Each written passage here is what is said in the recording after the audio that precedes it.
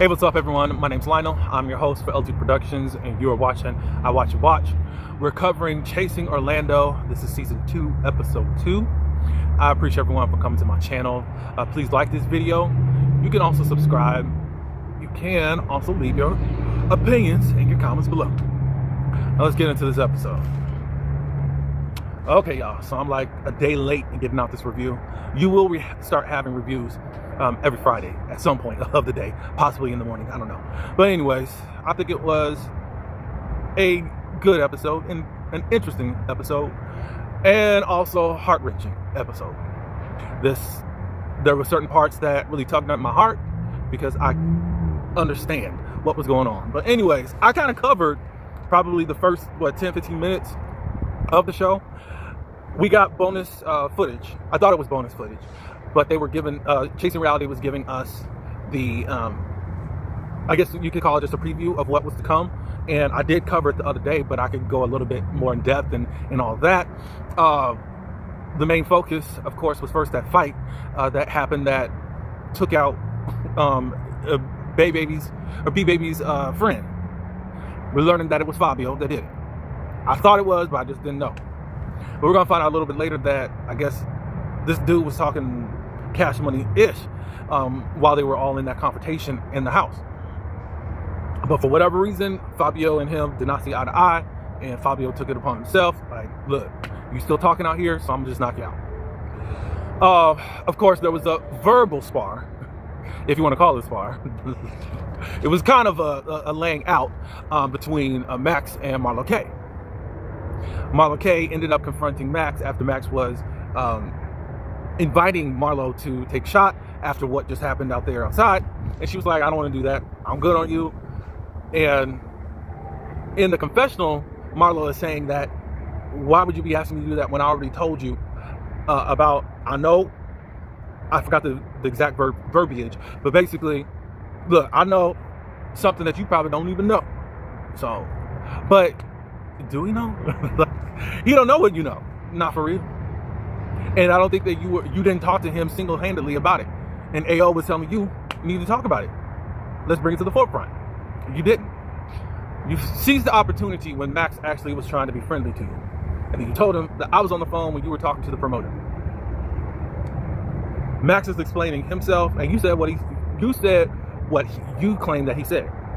Max said that we know how Marlo likes to get down, or how Marlo likes to give it up. Max never at all said that he said that. He denied it. And Max feels like that there was some misinterpretation of his words and all that good stuff. During this episode, we're going to find out a little bit more in regards to what all really went down on this phone call. I have a feeling that this promoter going to get on the show. And you already know how I feel. If you saw it, it's in my playlist under Chasing Orlando. How I feel about the promoter. I wouldn't do business with him ever. He's not integral. He's deceitful. He's manipulative. And he's a criminal. He committed a crime when he did not let Max know that Marlo was on the phone also. And that is a Florida state law that you have to tell a person. This isn't Georgia. Just to let you know that, promoter. So no, I wouldn't want to do business with him at all. And of course, Max gave an analysis because how Marlo was trying to shade Max as far as what he does for business.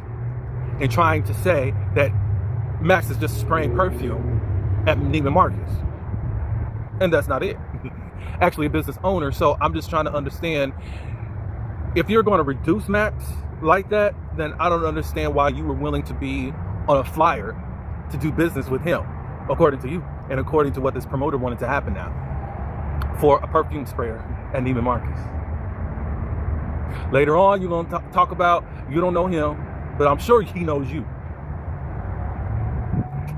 I don't know about that. But anyways, so, of course, she was trying to downgrade him, blah, blah, blah, blah, blah. And he was just giving who he was, and he gave an analysis of your skin. And then he thoroughly did it in the confessional. I said, oh. In your ongoing read, you had nothing else prepared, Marlo. You just kept repeating that. And you ended up saying that over to AO later on in the episode. So I'm like, you really can't read. I thought you can. It's still the second episode. Maybe you're going to come up with something else. I don't know. But anyways, Now, fast forward to more of what was going on during this episode. So Marlo has this podcast, which I believe she mentioned in the last episode, that it's like a Facebook Live. It's called Flute Blast Podcast. He had on a guest that was actually at the pool party or whatever, and she wanted to talk about what happened at the pool party. Now, I was a little bit concerned that you went into the depths that you did about the pool party, especially if you were cast on the show. And I kind of wish that production would have silenced you, at least until this episode came out. But I didn't know it. I don't know anything that's going on in the Chasing Reality streets. And I'm happy that way. I'm not trying to get all in. No. Just let me watch the show and all that good stuff. That's what I would prefer to do than to just get into the nonsense and the... No. So, Marlo is holding Cali Boy accountable and blames B-Baby for that dude that was popping off at the mouth. B-Baby said in his confessional he knows him, he came with him, but whatever. And then she begins to talk about Max and that whole situation. And he tells that, and she tells that dude that's with him as her guest, we know how girls like Marlo give it up. Whatever. So we're kind of like through with that, and she's just going over all that, and I guess I can say it now. Because later on she's going to say that she ran Max up out of there. And she was chasing after him. She actually described us throwing a bottle and was chasing up after, Max ran up out of there, and I caught up to him at the pool area. Now, from what I saw, Max was walking. And he even was shaking his buttocks. I'm on YouTube. I got about 20 more seconds before I can say any cuss words. Whatever. He was shaking his booty at you as B-Baby was holding you back. B-Baby, of all people, who's small. And maybe B-Baby can hold his own. I'm not saying that, but I mean, he's small and can hold you back. So I don't know what you thought you were doing. And then I also have something else against you. You're Marlo K. You say that you're a princess. So that makes me believe that your pronouns are she and her. At least that you operate as a trans woman, right? So why is a trans woman going after a man? You know Max is not going to hurt you or whatever, but you're throwing bottles and running after him. Until I see footage, we ain't see that. We're hearing, where is he at? Where is he at? And then you repeated the same read. You have nothing else. Yeah, ma'am.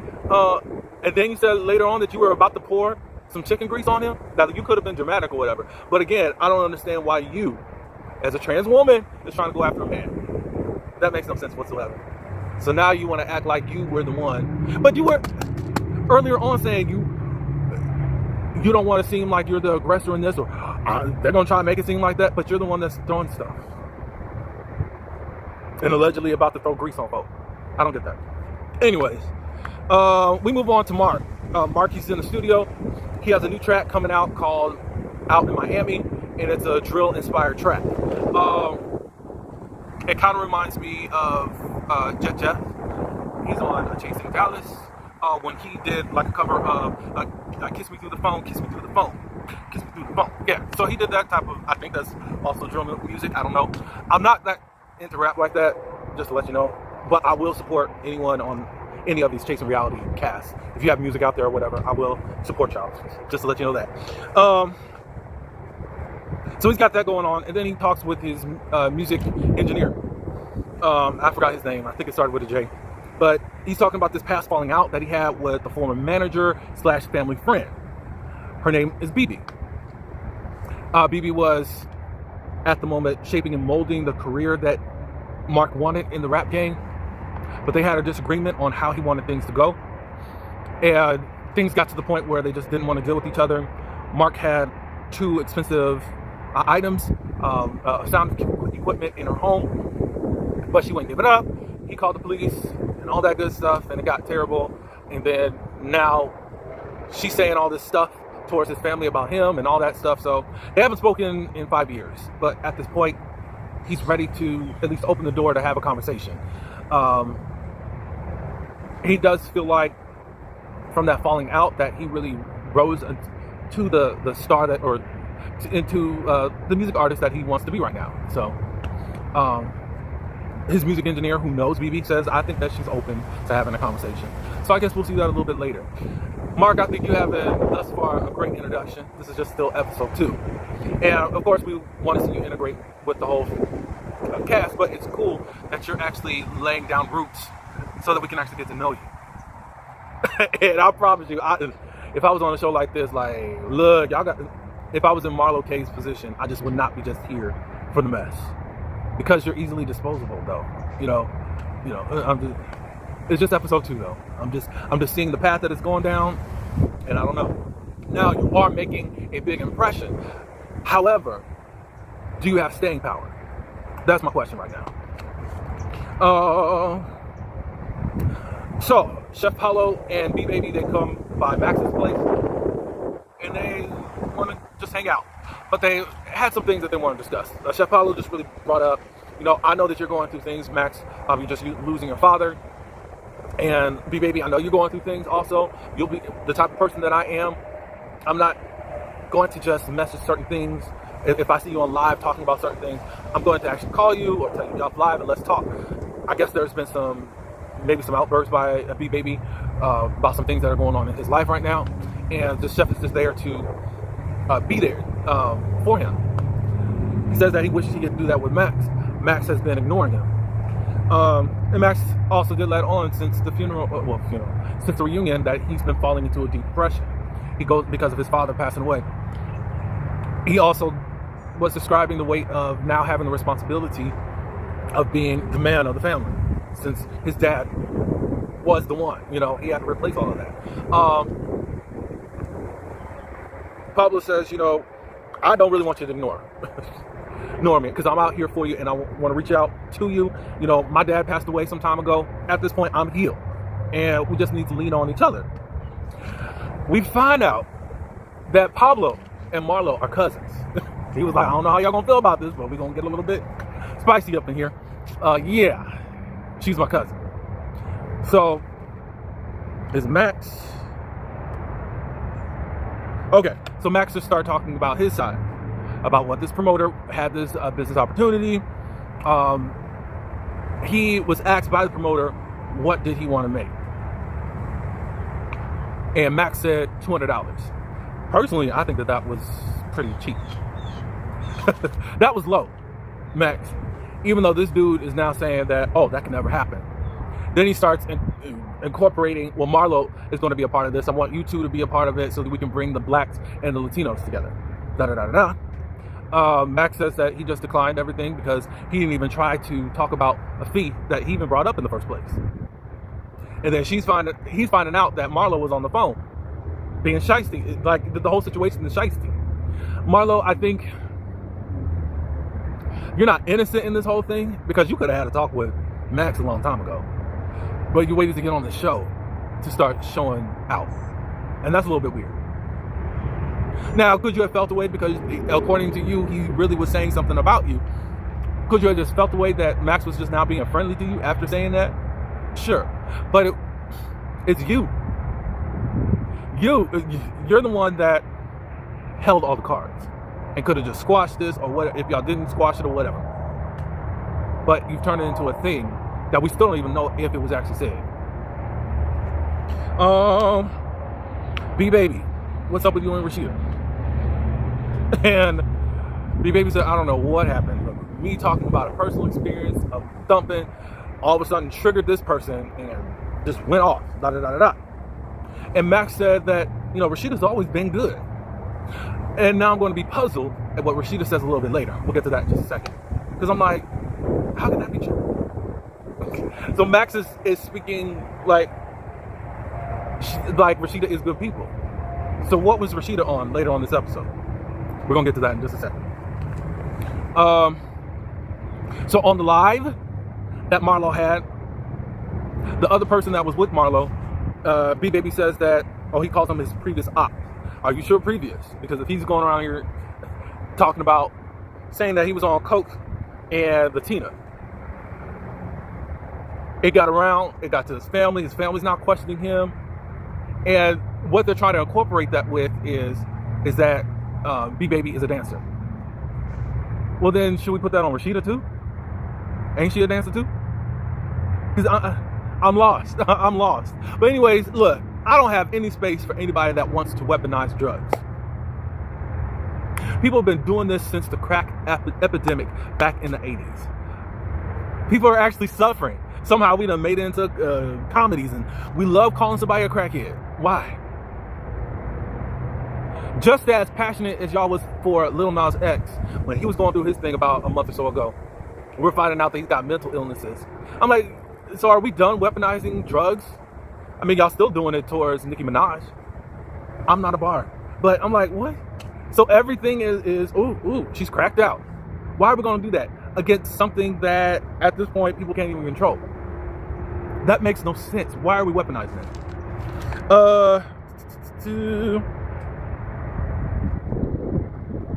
But he was, B Baby was quite alarmed when his family's asking him and stuff. So you guys just think that, because they asked him, was he on meth too? I'm like, what?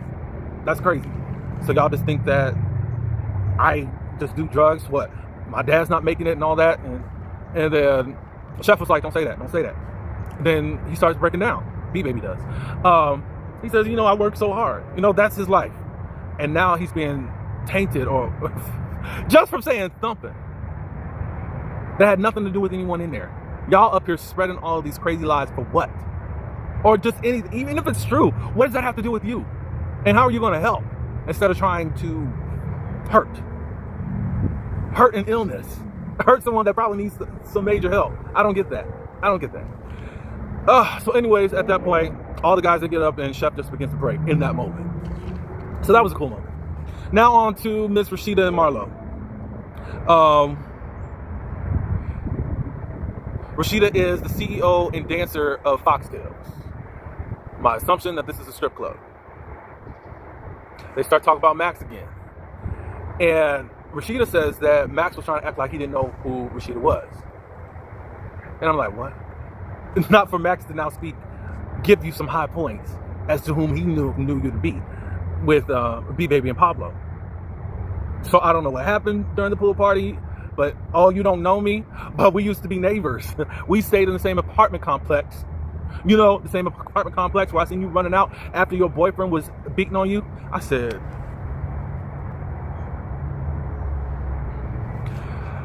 Rashida, I'm done with you. Like, there's nothing more I really want to know about you. To weaponize domestic violence is totally whack. You are a whack-ass woman to even do that. That's a read? You think that's a read? Because thus far, Marlo can't read. She done said the same perfume line. She hasn't even tried to spice it up a little bit more. You don't have anything more to add to it. You saying the same read about being a perfume sprayer. And what, you thought going in for the kill? Go gutter? And now try to exploit and weaponize domestic violence. And what's so crazy is, you know what it is in the straight community and how hard it is for a woman or man to even step up. In the queer community, you got your sexuality and since I'll just go with men. Of course, there's a lot of different relationships within the queer community. A man can't speak up. So how little the things are so reported in the straight community, you know how much less? And then Miss City Princess. If you the city princess and you this and do that, you do this for the community, you didn't shut that down? You didn't shut down the drug stuff, Miss City Princess? I'm coming down harder because y'all doing too much. Y'all doing too much. Let's see. Fabio and Ayo, they come over and Marlo's just filling them in at how she feels like Cali Boy is responsible. He didn't really step up. He could have prevented a lot of stuff, and he also thinks that he orchestrated some stuff to really go down. Of course, we did see in the beginning episode that Cali was going to bring somebody. We don't know who, but that's what happened. I don't know what happened. I don't know who his special guest to help throw a monkey wrench. I don't know if it was that girl that stood up or what. And then that's when you reiterated in your confessional about Max. So then, see, this is the thing. You shot the scene. And then you got your tail into a confessional. That means you had time to think. Then you start talking some more. Talk about, the esthetician was doing facials in his house, probably because of when he was getting beat, that he started getting facials too. And you're insinuating that he was doing that to cover up his bruises and stuff. You are a awful, wretched person. You're whack. You are whack.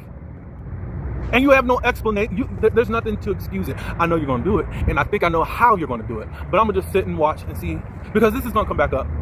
But yeah, I'm done. No. We have too many fatalities within the queer community, just by domestic violence alone. It don't matter that it's between two males. Or any other gender. Y'all are not community. Again, if y'all could just sit up here and listen to this stuff and not check her on it, then you're a part of the problem. Let's see. Okay. All right, so Pablo has this podcast. He invited AO on, and they talk a little bit about AO and what he's got going on, and even them coming more together to bridge the gap. And they talk about hot topics. Is your business legit? He says now it is. I guess it wasn't before, but whatever. We know a little bit later down in the podcast, AO does give credit to Chef and helping him and getting things right and all that good stuff. So that's cool. So then they play a game of fuck, struggle, or strangle, or marry. And Pablo picked 3 people. Tariq, I don't know who that is. I don't think I do. Marley J, that's the one I forgot last week. Yeah, he was on first season. And Max. So AO said that he would fuck Tariq, strangle Marley, and marry Max.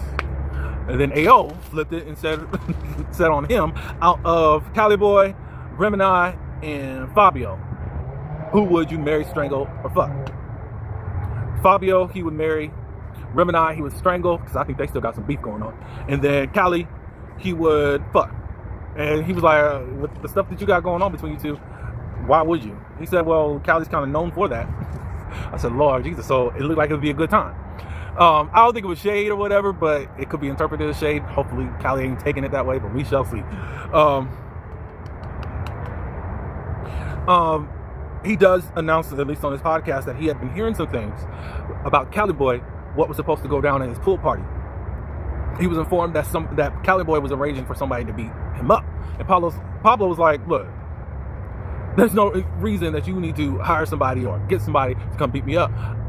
You do it if it's going to go down. AO is surprised by that because he doesn't think that Cali would do something like that, because it looks like he's more direct. So I guess they're going to get down to the nitty gritty and all that. Pablo, he's going to be scheduling this networking event. He has felt like since being in Orlando that he's been shut out of the circuit. Probably so, because look, a lot of Floridians could be territorial, and you coming in doing your own thing, they could be like, They could be, I don't know. But anyways, yeah, so that's that for that. Then next is the memorial that Max had for his father. Of course, his family, immediate family is there. And from the group, Cali Boy, Pablo, Beat Baby, and AO, they show up. So I thought that was really cool. Max has this saying, this tribute to him, and they end up releasing balloons, and also the balloon lantern thing. At first it looked like it wasn't going to lift off, and then it went, and it got its wings basically, and it went to the air. So we do say, Max says, soon after his father passed, there was a new addition to the family. Max's sister gave birth to a baby boy, and they're seeing a lot of mannerisms that their dad had in this little boy. And the sister also asked for Max to be the godparent for the child. I said, Lord, that, a lot of times there is this exchange that can happen. Someone will leave the earth for more to come. So rest in peace and rest in power, Mr. Jose Antonio Cortez. I did think it was great. It looks like we got the core 5 of this group. Hopefully, this is maybe the mind frame and the vision of chasing for Orlando. Like, these are at least the core 5. And now it's just time for everyone else to, get on board. All right, so for our ending scene, Max ends up seeing Dr. Twan. Twan, he did the reunion for Chasing Orlando last season. He was the host. But then he also got his own spinoff show, which I did watch and I enjoyed it. And I really recommend everybody watch it. Go ahead and watch, It was pretty good. I think he had, was it 4 episodes? It was either between 4 to 6 episodes, but it was really good. It's just, it wasn't just Ayanna fix my life type of situation, because he's also involved in himself and talking about his family and about the mental health he needs and the struggles that he has and the family problems and issues he's got. So it's pretty good. It's pretty good. So go watch it. Chef Pablo is on there too. So anyway, Max meets with him. We find out that after his father passing, because Twan just wanted to know how he's doing, he moved his family all down here from Cleveland. So I don't think that he's 100 there, moving the whole family, and then there's a new addition, all that costs. He said he had responsibility of driving this, was it 18-wheeler? Down from the Cleveland area, down to Orlando. So I really started relating to Max, and I hope I do well while I'm telling you about his experience, because a lot of stuff that what he did experience, I experienced. He talked about when his father passed, his dad's side of the family started beefing with them, and it's been a mess, and it caused a rift. 8 years ago, my father passed suddenly. And on top of that, less than 24 hours later, my brother passed. I might get into that a little bit, but we're going to try to keep this on Max, He found himself more angry, especially at everything that he's had to pick up. Of course, I know he loves his family and all that, but it's a lot because he's had to take on this task of being the person that everyone counts on, especially since his dad was the one. He also feels like his father's death is not real. He's just waiting to call him. He said, hey, he distributed a lot of strength to him. And he realized that he had been suppressing his grief. I understand all of that. The day my dad passed, it wasn't supposed to happen. Over the weekend, I think he spent like 3 or 4 days in the hospital because he had pneumonia. He was checking out on that Monday. And it takes a long time for them to check you out of the hospital. So while there, he had this coughing spell, and he ended up going cold blue. And less than an hour later, he was gone. According to the medical examiner, my father had lung cancer. The hospital didn't know that. They just saw pneumonia, and I'm like, how? So losing him, and then knowing my brother, he passed away over into the night, and the medical examiner said natural causes, which is bull. But it was a lot. It was a lot of shock and all of that, especially when you're not expecting it, or you didn't get a warning. You didn't get a call like, you better get up here. Your father may be passing. Or your brother. They were just gone and just ripped out of my life. It was a lot. So what Max said when he got the call from his mom, and then when he started talking about, was my father being truthful about his illness? Like, I wondered that too about my dad, because he stays to himself. And I know if he went to the hospital, it was the last resort for him. He stays alone. It's just like, did he know he had lung cancer and he just didn't bother to tell nobody? So I know exactly how you feel, Max. I know how that is. So, of course, I had a lot of drama. First, I'm trying to process everything. I get that, go to my job, headed on my way to my job Tuesday, and then found out about my brother. I then had to drop everything by that point, but I'm sitting here trying to get a hold of family members. Can y'all tell me what's going on? And nothing. So then I finally get to my hometown. I live in Florida. They live states away. I'm finding out different people were robbing my dad, robbing his home, stole his car, stole money out of his bank account. So I had to deal with that. And then instantly I became the one in charge. That was a lot. Family beefs, people that I had fallen out with for 8 years. I haven't spoken to them in 8 years. And one was not my choice. The other, I found out about you and don't want anything to do with you. So I understand Max so much, and I'm glad I did not cry. Yeah, grief can be a lifetime. Don't put a timeline on it. In 2019, 2020, in between that time, I ended up having a breakdown because I did suppress all of my grief. It's not like I didn't cry at the funeral or whatever, but trying to get back my father's things, trying to learn the laws, trying to pay for this funeral, dealing with insurance companies, a lot of stuff that I'll probably go into later on. It's a lot. Max, just be encouraged and just take everything moment by moment. Your grief could come on you at any point, and just let it out and don't hold it in. Especially, I know for men, and then all I can do is speak for my community, the Black community. We're not used to being able to grieve, or if you grieve, it's just okay after the wake. It's over. Hardly nobody checks on you, and you're supposed to be cool. No. Yeah. So I'm here with you. I'm praying for you, Max. I'm praying for you, Pablo. You find ways to cope better with it as time goes on. The pain will not be as hard, but it's still gonna be there. You're still gonna cry. You're still gonna miss him, and just let it be that. And don't let no one or yourself try to devalue what you're feeling, and don't think that you can't cry or anything. Don't do it. So that's all I got for this episode. It's a lot. I think I talked a little bit more, but it was just something passionate because the certain stuff that I deal with, that I'm seeing that Max is dealing with. So it's just like, Lord. But anyways, y'all tell me your thoughts of this episode. Did I hit it on the money or whatnot? Let me know what y'all think about Rashida making sport of domestic violence. What do you think about the other person trying to weaponize drugs?